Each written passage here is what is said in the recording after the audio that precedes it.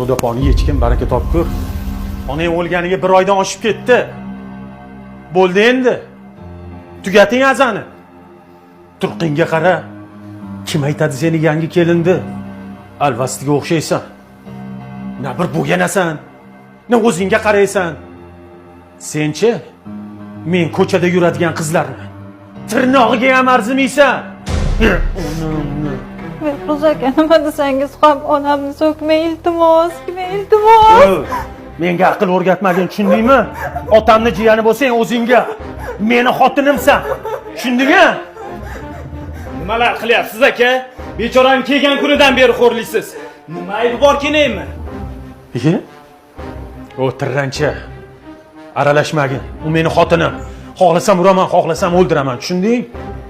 Aka, sal o'zingiz bosib oling. Oyim bilan dadam eshitsa yaxshi bo'lmaydi.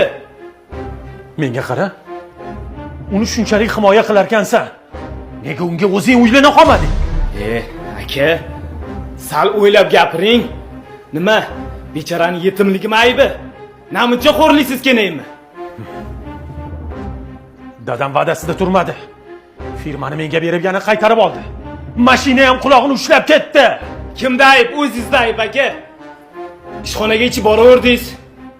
O'rtoqlaringiz bilan borib, ofisim maishatxonaga aylantirdingiz.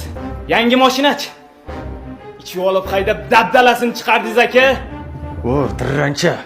Menga ko'p aql o'rgatmagin. Nima qilishni o'zim bilaman, tushundingmi? Juda aqlli bo'lsang, ana kreslo bo'sh turibdi. Borib bemalol egallashingiz mumkin. Hazrati oliylari satqay odam aka.